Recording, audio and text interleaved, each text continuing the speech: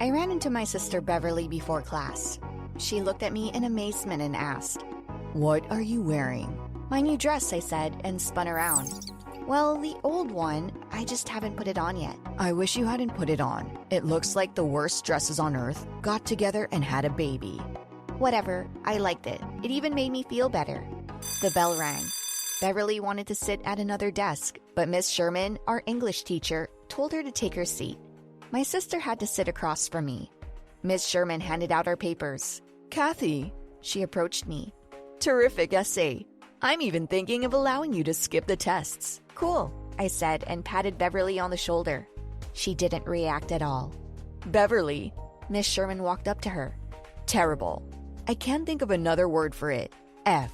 "You see," I said to my sister, "this dress certainly brings good luck." "I don't think so," she answered and turned towards the blackboard. After that, the teacher asked us a question. "So, who wrote the Odyssey?" Several students raised their hands. The teacher nodded at Beverly. "A Greek," my sister responded, not very confidently. "No. Cathy, a Greek." "That's right." Beverly, stunned and frustrated, turned to me and asked, "Why does she hate me and love you?" "It's the dress," I whispered. Beverly just sighed heavily. "Hi, my name is Cathy, and it seems that the dress I was gifted really brings good luck." On the way home, another episode happened to me, which confirmed that the dress, indeed, had some kind of power. I waited for my sister as I always do, and we headed home. About halfway there, an unfamiliar girl ran up to me. You could tell by the look on her face that she was very upset. "I can't take it anymore. I don't love him, and he doesn't love me." She took off all her jewelry: earrings, ring, bracelet, chain. "Who do you not love?" Beverly asked. We didn't quite know what she was talking about. "My husband," she answered. "It's over." She handed me the jewelry and added, "I don't need it anymore. Take it." Before I could refuse, she was gone. My sister and I stood there in silence for a minute, staring at the jewelry in my hands. That was weird. Beverly was the first one to break the silence. "It's the dress. It's magical." Beverly rolled her eyes again. "Think about it," I explained. "The essay, the test, the jewelry, there's a reason for that." At home, I tried to remember where I got this dress. I definitely didn't buy it, so it was a gift. But then who gave it to me?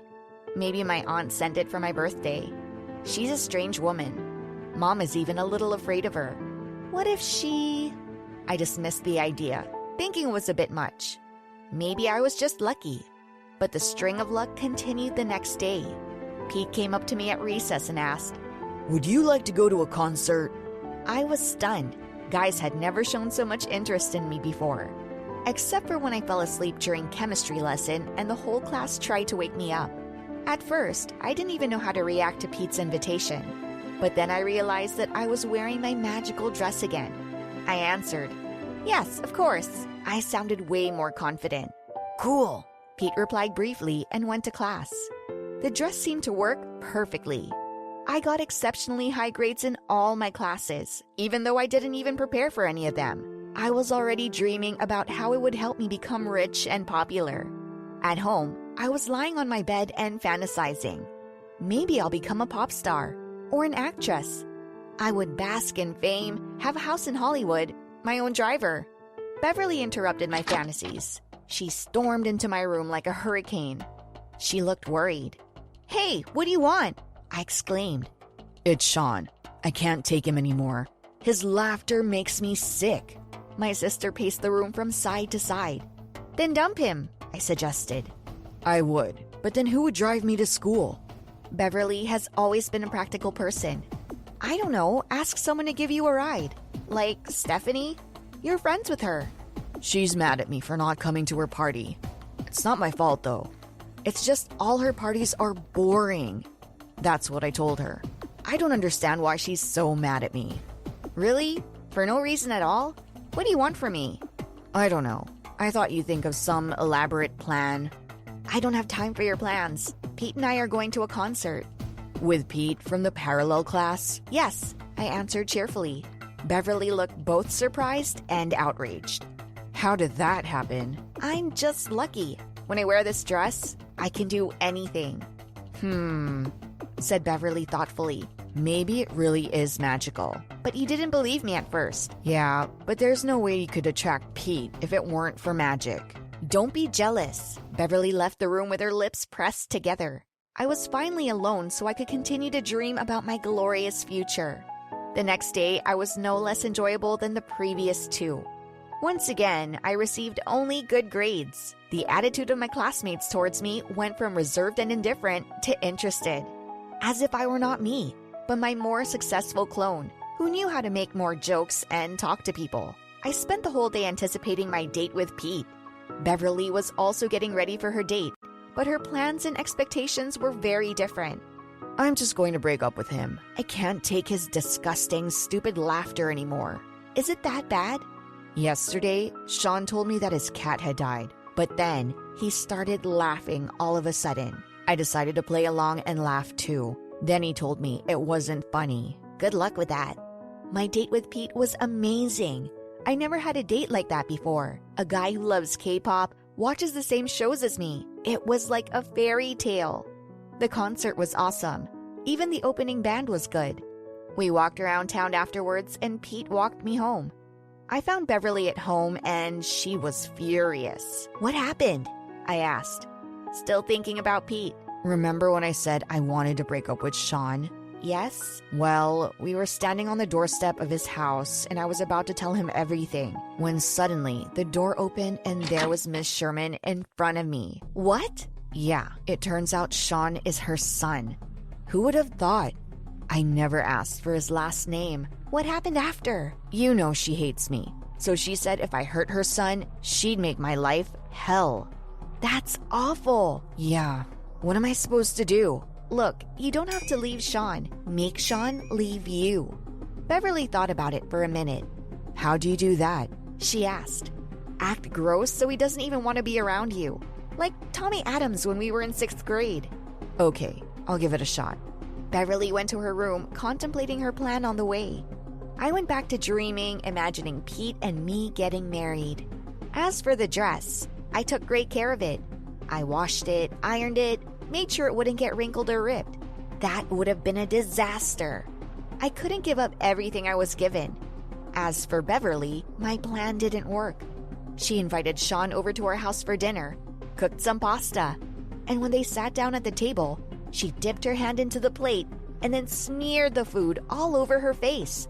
Her face, her hair, her t-shirt were all covered in ketchup. She looked absolutely disgusting. But it didn't seem to scare Sean away. He did exactly the same thing. And then he said, "You're so much fun. I haven't eaten like a kid in a long time. It's even more convenient. No forks, no knives."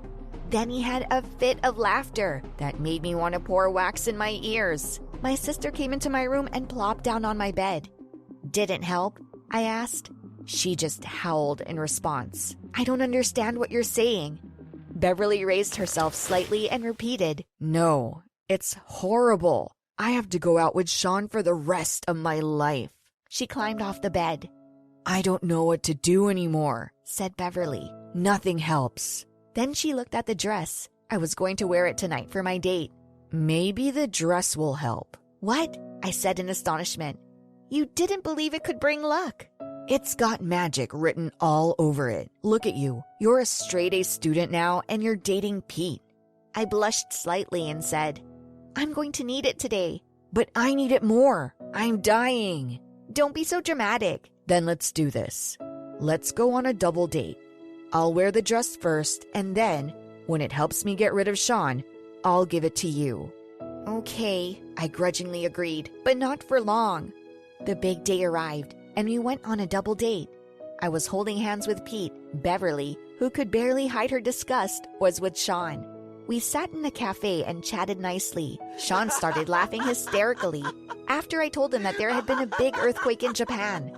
Now I know exactly what irritated my sister so much. After a while, Sean told Beverly that they needed to talk privately. They moved to another table. I exhaled a sigh of relief. Seriously, it was as if I was tongue-tied. I had no idea what to talk to Pete about. I needed my lucky dress back right away. Otherwise, Pete would leave me. He'd been making eyes at Beverly the whole time, and that bothered me too. "It's cloudy today," I remarked. "Yeah," Pete said briefly. "God, I have to say something." Meanwhile, my sister came back and took me aside. "I did it," she said excitedly. "What?" "He dumped me. Said I've been acting weird lately and that he had a crush on some other girl. It's a shame, but I'm totally okay with that." "Okay, now give me the dress." "But how?" "Let's go to the bathroom." We went into the bathroom and locked ourselves in the adjoining stalls. My sister and I had similar figures, so we changed easily. I went back to Pete, and a happy Beverly went home. "There's something different about you," Pete wondered. I just brushed my hair. "You look very pretty now." Pete took my hand and then he kissed me. I was ready to burst like a balloon. The dress had done its job. Beverly and I never figured out if there was something magical about the dress, or if it was just our imagination. A month later, I ripped my magical dress a little. Mom thought the dress was ruined and threw it away. I unsuccessfully rummaged through the trash. The dress disappeared. But Pete didn't break up with me, and no piano fell on my head.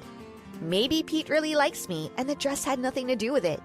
What would you do if you got your hands on a lucky dress?